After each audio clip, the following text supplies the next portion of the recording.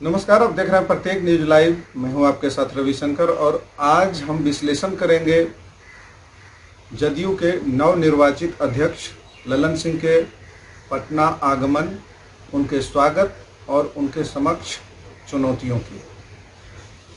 आज जनता दल यूनाइटेड के राष्ट्रीय अध्यक्ष ललन सिंह का पटना में बेहद गर्मजोशी के साथ भव्य स्वागत किया गया।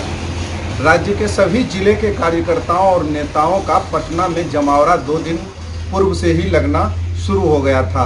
इसके साथ ही मुंगेर लोकसभा क्षेत्र से सैकड़ों वाहनों के साथ कार्यकर्ता और नेता पटना में मौजूद थे। ललन सिंह मुंगेर से सांसद भी हैं। ललन सिंह ने जिस तरह के स्वागत की अपेक्षा की होगी, पार्टी के द्वारा ठीक उसी अनुरूप एयरपोर्ट से लेकर जदयू कार्यालय तक उनका हाथी, घोड़े और ढोल नगारे के साथ भव्य स्वागत किया गया। इसके साथ ही राजनीति के माहिर खिलाड़ी के रूप में खुद को स्थापित कर चुके मुख्यमंत्री नीतीश कुमार ने यह भी साबित कर दिखाया कि देश में मौजूद दर्जनों क्षेत्रीय दलों के बीच जदयू एकमात्र ऐसा दल है जिसमें वाकई में लोकतंत्र है और किसी भी परिवार का उस पर एकाधिकार नहीं है। ललन सिंह के सामने चुनौतियां क्या है, इस पर भी एक नज़र डाल लेते हैं। सबसे पहले तो पार्टी को एकजुट रखना उनके सामने सबसे बड़ी चुनौती होगी। विपक्षी दलों के द्वारा लगातार ये दावा किया जा रहा है कि चूंकि पहली बार किसी सवर्ण नेता को राष्ट्रीय अध्यक्ष जदयू में बनाया गया है, तो इससे आरसीपी सिंह और उपेंद्र कुशवाहा के समर्थकों के बीच नाराजगी है। विपक्ष का तो यहाँ तक कहना है कि जदयू में जल्द ही बड़ी टूट देखने को मिल सकती है।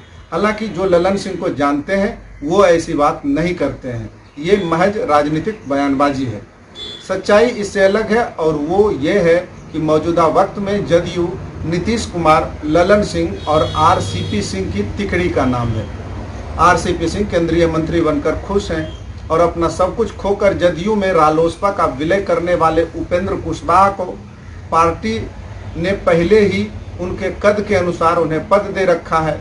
वे संसदीय बोर्ड के राष्ट्रीय अध्यक्ष हैं, इसलिए ऐसी टूट या बिखराव की संभावनाएं नगण्य हैं। दूसरी चुनौती पार्टी के विस्तार और सरकार के साख को लेकर होगी। चूंकि अध्यक्ष बनते ही दायित्व बड़ा हो जाता है, जिसमें पहला दायित्व संगठन के विस्तार का होता है। विधानसभा चुनाव में जदयू का जो प्रदर्शन रहा, उसके लिए जिम्मेदार कारकों में चिराग पासवान को प्रमुख माना गया जदयू की तरफ से, और फिर लोजपा में ऐसा भूचाल आया कि चिराग अकेले रह गए। इसका श्रेय भी राजनीतिक पंडित ललन सिंह को ही देते हैं, यानी जदयू ने चिराग से बदला पूरा कर लिया। आज देश की राजनीति में जाति एक सच्चाई है और कोई भी दल ऐसा नहीं है जो जातीय समीकरण की अनदेखी करने का साहस कर सके, बल्कि कई दल तो जाति आधारित दल ही हैं। ऐसे में ललन सिंह को अध्यक्ष पद देकर नीतीश कुमार ने उनके सामने बड़ी लकीर खींचने की भी चुनौती रख दी है। चूंकि ललन सिंह सवर्ण जाति से आते हैं, जो सूबे में भाजपा का कोर वोटर मानी जाती है। नीतीश कुमार की यह अपेक्षा जरूर होगी कि ललन सिंह सवर्णों को अधिक से अधिक संख्या में पार्टी से जोड़ें और खुद को साबित करें। बाकी चुनौतियों से तो ललन सिंह आसानी से निपट लेंगे, परंतु ये चुनौती उनके लिए आसान नहीं होगा और ये वक्त के साथ तय होगा कि वे जदयू के साथ कितने सवर्णों को जोड़ पाते हैं। इधर बढ़ते भ्रष्टाचार, अपराध और बेलगाम नौकरशाही से जनता जदयू से निराश चल रही है।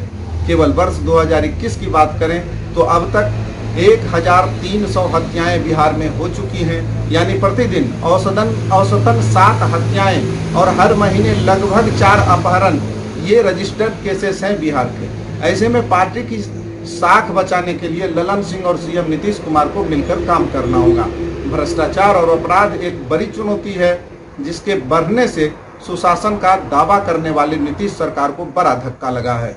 ऐसा माना जाता है कि नौकरशाही नीतीश कुमार, आरसीपी सिंह और ललन सिंह के आसपास ही घूमती है, इसलिए इस चुनौती से भी निपटा जा सकता है। लेकिन इसके लिए ललन सिंह और नीतीश कुमार को पुराना रूप अख्तियार करना पड़ेगा। पुराना रूप का मतलब, दरअसल मैं 2004 की चर्चा कर रहा हूं। जब से नीतीश सरकार बनी तो उस वक्त बिहार अपराध और भ्रष्टाचार की आग में जल रहा था। तब भी सरकार के सामने सबसे बड़ी चुनौती अपराध और भ्रष्टाचार से निपटने को लेकर ही थी। ऐसा कहा जाता है कि तब ललन सिंह ने ही ऐसे कुख्यात अपराधियों की लिस्ट तैयार किए जिससे बिहार के लोग त्रस्त थे और उन्हें मुख्य धारा में शामिल होने की कड़ी चेतावनी दी गई। तब जो मुख्य धारा में शामिल हुए वे आज भी जिंदा हैं, परंतु जिन्होंने आंखें दिखाई वे मुठभेड़ में मार गिराए गए। उस वक्त ललन सिंह पर जाति विशेष को टारगेट करने का बड़ा आरोप लगा था, लेकिन तब इधर ललन सिंह सुशासन की स्थापना में नीतीश कुमार की मदद कर रहे थे, तो उधर नीतीश राज्य की बिगड़ चुकी व्यवस्था को संभालने में लगे थे और दोनों अपने मकसद में पूरी तरह कामयाब भी रहे।